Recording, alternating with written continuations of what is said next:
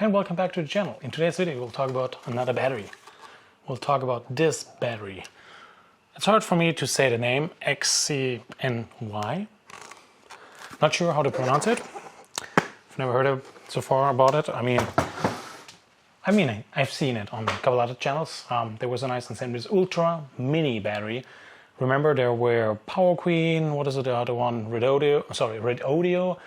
With their mini batteries, which are there, and they had pouch cells. This battery, at least that's what I say. Online they say they have grade E and looks like cylindrical cells. At least it looks like that on the image. And to be clear, they advertise its actual capacity 102 amp hours. Well, in this little housing, that would be impressive because this is the smallest grade A cells I've seen. If that's the case, and we want to test it today in this video, that's what we're doing. Let's start with that. And as always, I try to give you the most information I can up front. And they advertise, as I mentioned, actual capacity 102 amp hours, which is fairly great. I like to see that. They say 100 amp hours continuously current and up to 300 amps, 5 seconds peak current.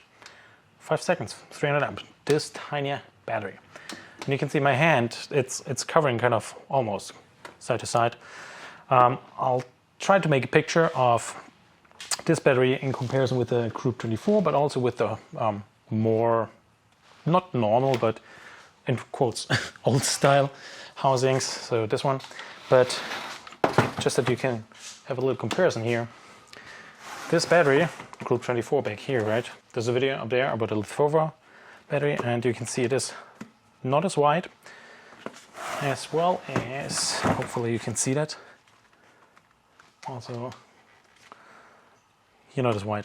So it is smaller, it's a smaller form factor in general, which is nice to see. I really like that, because if batteries would be all like this, you can imagine how much power you can have on a very, very small space. And that's especially great for camper vans and all those kind of portable solutions, if you ask me. And that is amazing. That's the right direction, and that's what I wanted to see all the time. And this one is the Ultra Mini. Again, lithium iron phosphate battery, deep cycle battery, that's what they call it. 12.8 volts nominal, and a couple certifications, that's what they put on here. So we'll see. On the back, pretty much the same. I think it's not, it should be a sticker, but I don't see. I think it's a sticker. Included pretty good on it. So we'll see how easy it will be to open it up. But first of all, we need to talk a couple things about this one, because I want to make sure we cover everything. So those are the dimensions again, all of the weight, very important. 100 amp hour battery, that is amazing. It says 102%, so I'll test that. If that's accurate. And you can pair them up, 4 in series and up to 6 in parallel, that's what they say. With a maximum series voltage of 48 volts and a parallel capacity up to 600 amp hours. They even recommend then using a 6-gauge wire. Those are the information about it. I see they say the battery has high temperature protection, low temperature protection, over voltage protection, over current protection, over discharge protection, and short circuit protection. All right, it's all on the BMS. We'll go and test it if that's accurate and true. That means for us, oh, very important. I almost forgot. They include, I think, 2 sets of bolts. Those are the long ones which are in here, and I installed the smaller ones.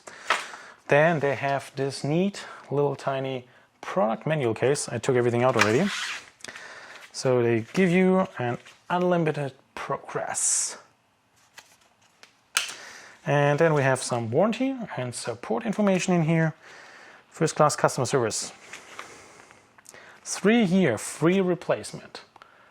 Here it is. I want to say black and white, but it is color on white-ish. Lifetime technical support. 3-year free replacement. On all models. By the way, that's not the only one of those branded batteries I have. I have also a bigger one. So that one coming soon as well, but we focus on this first. They have a couple different batteries. I don't have to advertise them, but what they also have is a user manual which looks like this.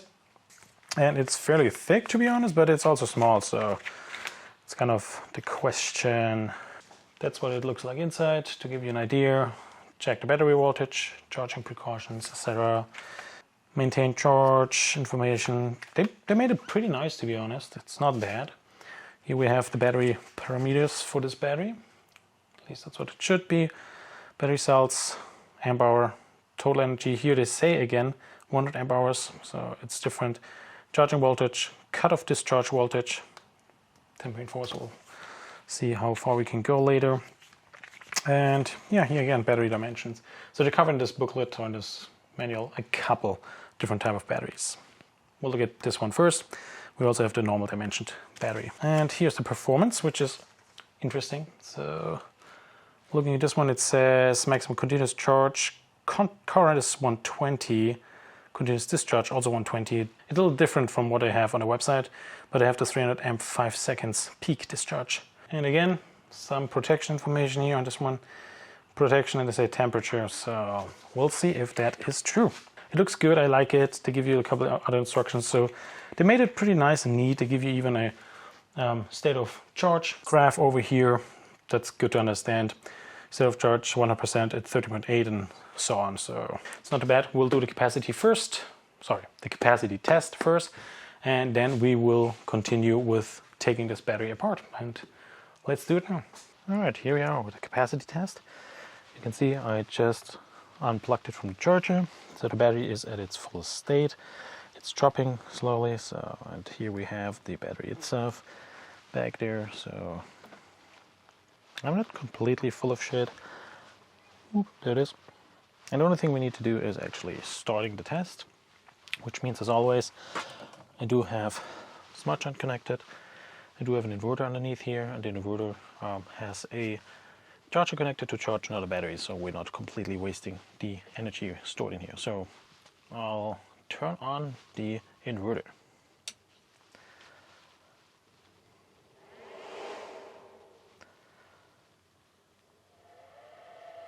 I hope you can see it. We do discharge the battery with around 24 amps at the moment. This will slowly increase, and we'll get back with the results later.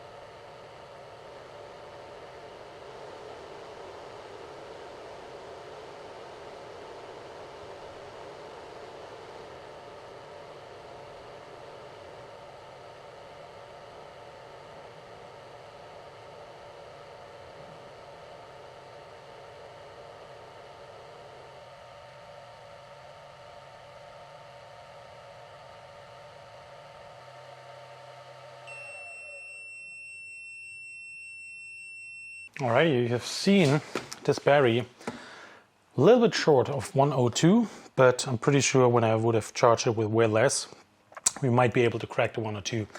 But it is pretty close. It reaches to 100 amp hours, which is labeled on this battery. The 102 is just on one of the images. I mean, also in the description they say it's 102 or 102%. So I would say it's close, not fail the 100 amp hours as I buy it as a 100 amp hour.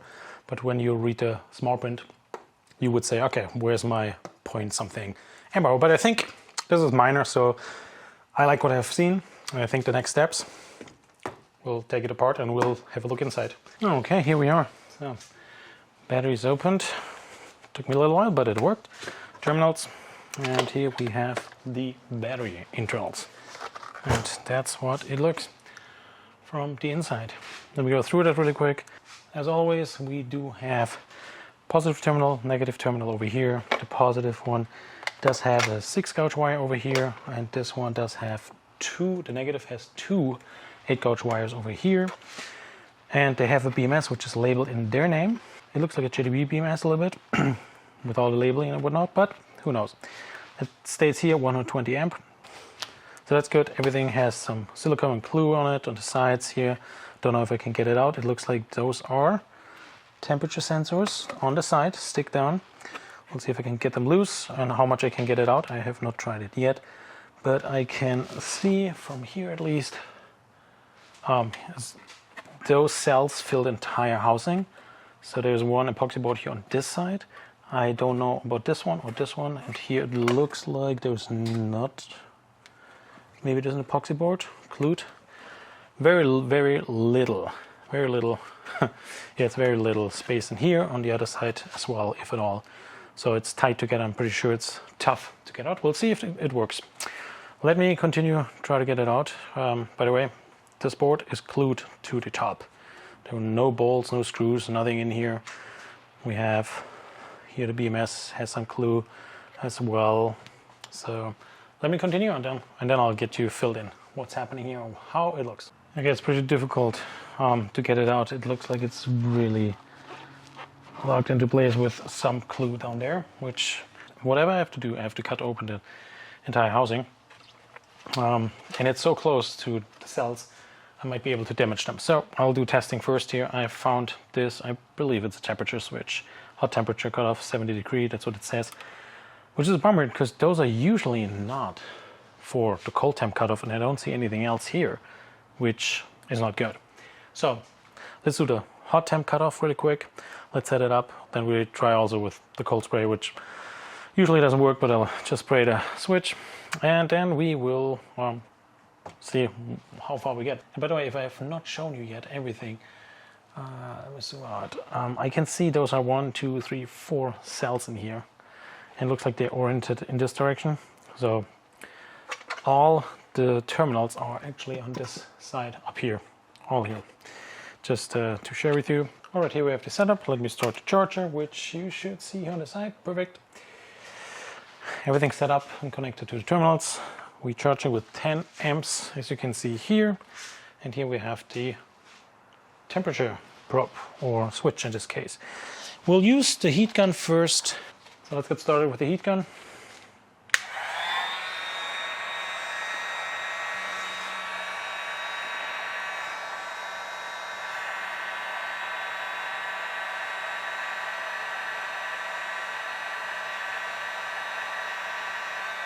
And there it is already. I don't know if you saw that, it dropped to 0.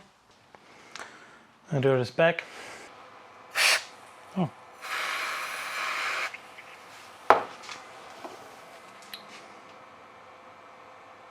We are at, yeah, it was below 18F, so I'll do one more.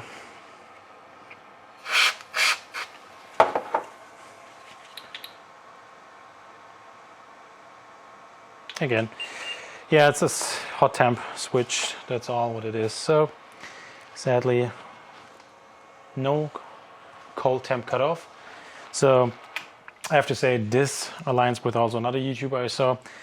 When they tested it, there is no cold temp cutoff. It's a bummer because when you advertise it online, it would be great to have it, guys. And as I always like to say, I feel like it's so easy to just connect the probe and maybe configure also the BMS just to have it. Would be really nice. This one doesn't have it, so it is what it is. As long as you keep it in mind, that's very important. And let me try to continue get this one out. All right, I tried a little bit more, but without success. So one thing I wanted to point out is we do have this butterfly crimp up here on the terminals, so you can actually feel it. So you can actually feel it here, those ones. Can you see it? Yeah, I think you can see it, right? So those are up here, as well as here on the main positive, main negative of the battery pack. But we do have crimped, sorry, not crimped, hydraulically crimped for the smaller wires, for the 8-gauge wires here.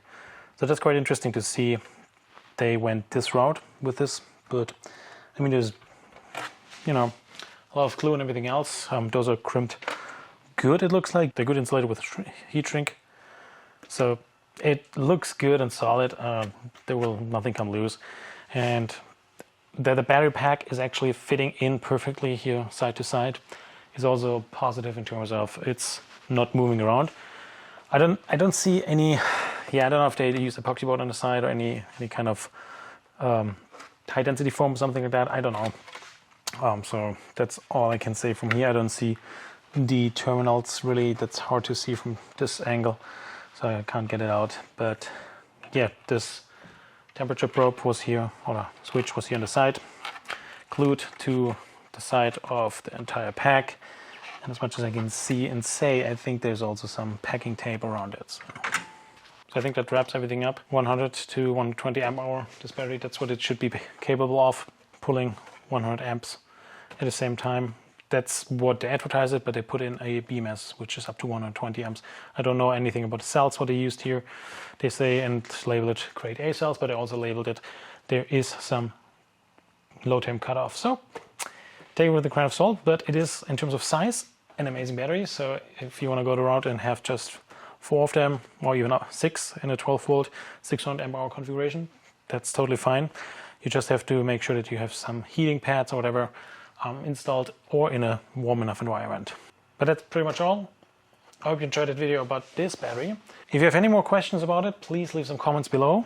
If you want to subscribe to the channel and support the channel, I'm more than happy to welcome you on board. Thanks for watching. Cheers!